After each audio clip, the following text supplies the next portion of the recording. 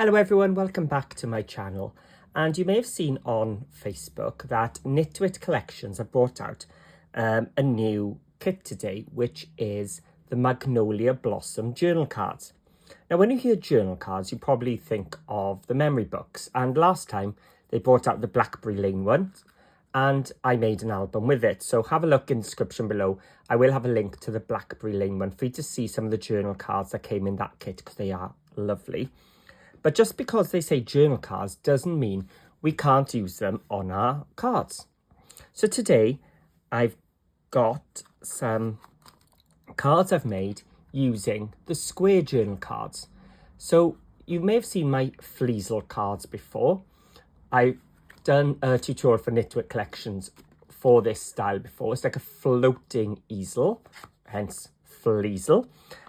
And you can see this is the journal card. I've done nothing to it. Even the sentiment was there. That's all I've done is printed off the sentiment again and 3D foamed it. But the journal card itself comes as it is.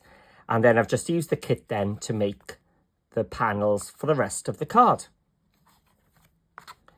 So having these journal cards make our toppers so much easier. And I could have added extra embellishments on top from the kits, but I haven't.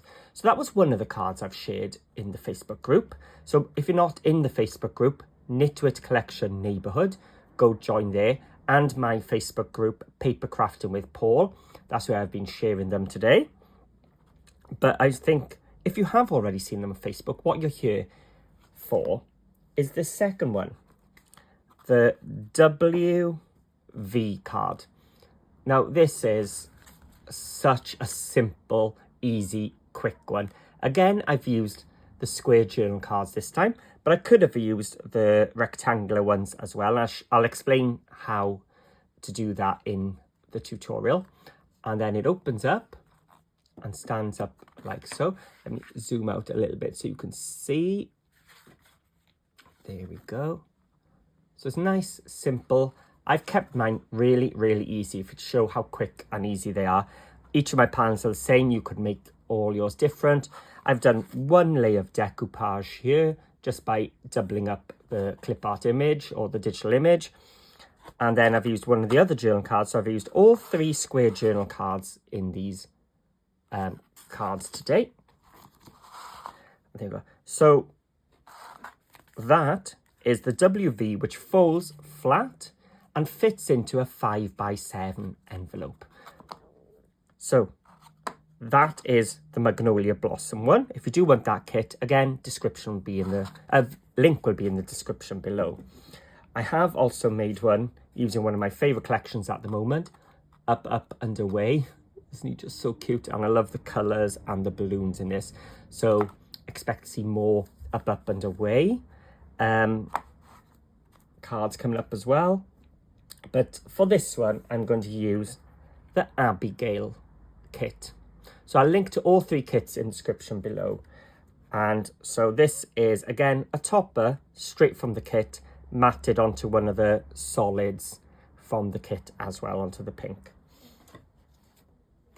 So I'll show you more of those images when we get to it. So let's just get our trimmer. And we want to start with a 5x7 card blank. So I need it to be 10 inches by 7. So it's just a regular 10x7. So if you've got a pre-made card blank, then you can just use that. And then I want a piece which is 4x8. Now the reason this is 4x8 is I've made my image 3 3/4 inches square. So 3 3/4 by 3 3/4. And then just made it a bit bigger, so 1/4 inch bigger would be 4 inches by 4 inches. And then just doubled it up. So if you were going to change this image, you can.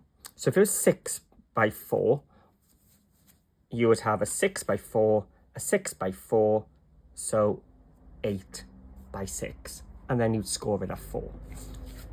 So whatever topper you've got, just make it a little bit bigger and double it. Right, so let's get our scoring board in. And I told you this is really quick and easy. 2.5, 5, which is halfway. So half of 5 is 2.5.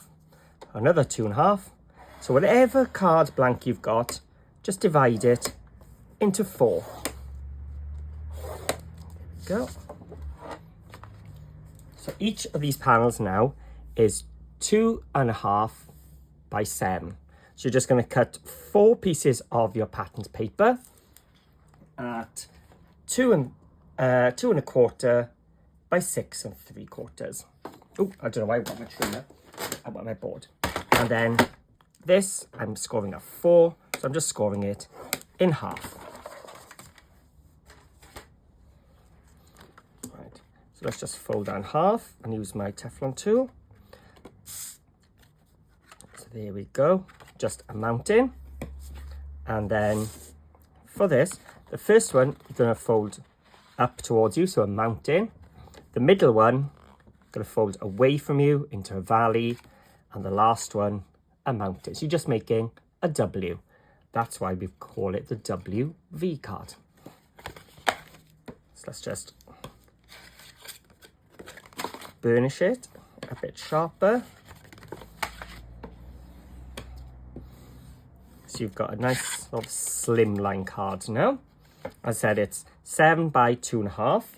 So I've got 4 pieces of my patterned paper. I've digitally matted and layered and even added a little shadow to it. So all of them exactly the same with me, just to make it easy. Perfect for your Christmas cards, because you can just print and print. Everything we're cutting is straight lines.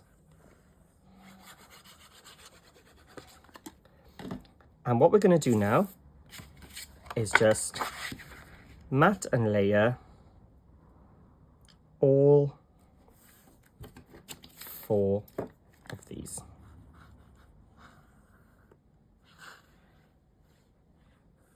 So they're all exactly the same.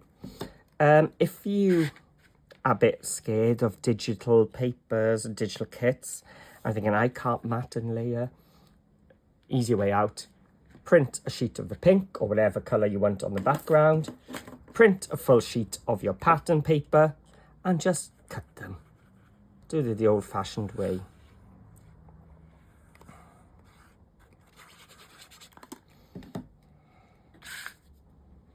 So that's the third one. As you can see, you could get away with this. Simple, straight cuts.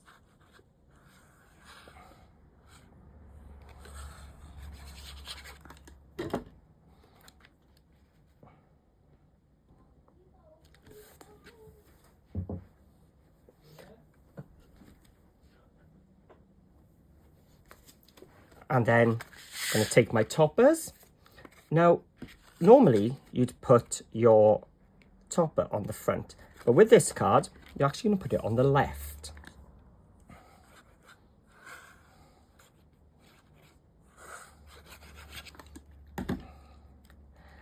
And then, again, this is 3.75 by 3.75.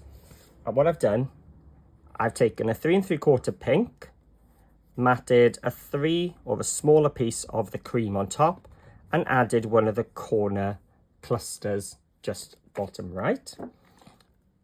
And there's room then to write your sentiment on this. So I'm going to put that then on the right hand side. Then if you wanted to, you can then go to town, you can cut out some more of the elements and 3D mount that up, which I will do later on. Now we need to stick this onto our card front. So the easiest way to do this is to actually flip it upside down. And what I'm going to do is line up these center score lines. So the centre of the base and the centre of the topper. Then you've got these two score lines coming down here. What you want to do is attach your glue off to the right of that score line and off to the left of this one. And you know then you are not going to get any glue on these two middle panels, because that would actually seal your card closed. Then when you flip it over, I'm going to just bend it a little bit so it's not going to touch straight away. I'm now going to place it lining up that middle score line with the middle score line of my card base, and sort of making sure the left and the top is quite evenly spaced there and there. And again, let's just burnish it down. I'd allow that then just time to dry, and then when you fold it together, it will fit into,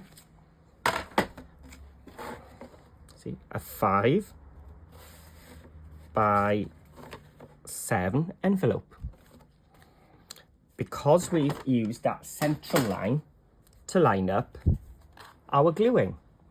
And there we go, you can see the WV.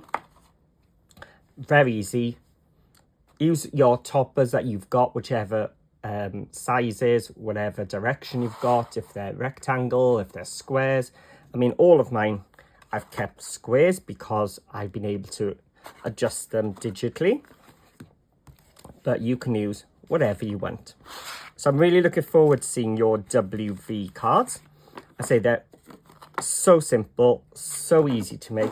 Just make sure you line up that central line and it'll fit into your envelope as well. So thank you for watching. If you do have a go, please share photos with me, as lots of you have been doing lately, of your versions in my Facebook group, Paper Crafting with Paul. If you use the Knitwit papers, make sure you post in Knitwit Collection Neighbourhood on Facebook too. And please, please, please leave me a nice little comment below as well. I do like to read your ideas and your thoughts as well. So let me know what you think. And if you haven't already done, hit that subscribe button and hit those thumbs up. They do really help my channel. So thank you for watching my Abigail, Magnolia Blossom, and Up, Up and Away WV cards. See you all again soon.